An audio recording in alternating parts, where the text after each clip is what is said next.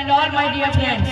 I am Girish Kumar. Today we are gathered here to celebrate 5th annual day of our school. Our school's name is Central Public School. On this auspicious occasion, I have come here to deliver a beautiful speech on Netaji Subhash Chandra Bose. Subhash Chandra Bose was a great Indian freedom fighter. He is famous by the name of Netaji. He was born on 23rd January 1897 in Odisha. His father's name was Janki Nath Bose and his mother's name was Prabhavati Devi. His father was a famous lawyer. He was a brilliant student who had scored second position in the matriculation exam.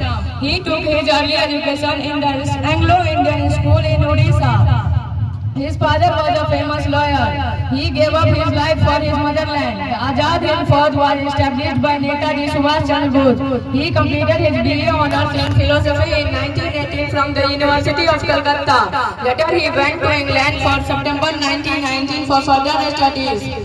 He wanted to free India from British rule. He joined Indian National Congress and formed Indian National Army to fight against the British.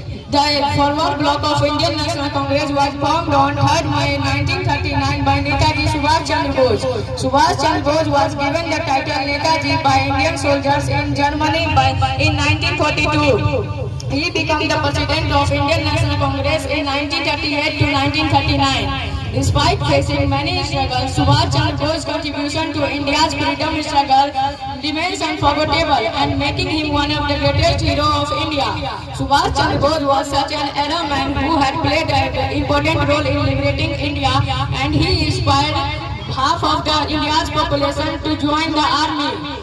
To honor and remember Subhash Chandra Bose's indomitable spirit and selfless service toward the nation, the Government of India celebrates his birthday on 23rd January every year as Parakram Divas.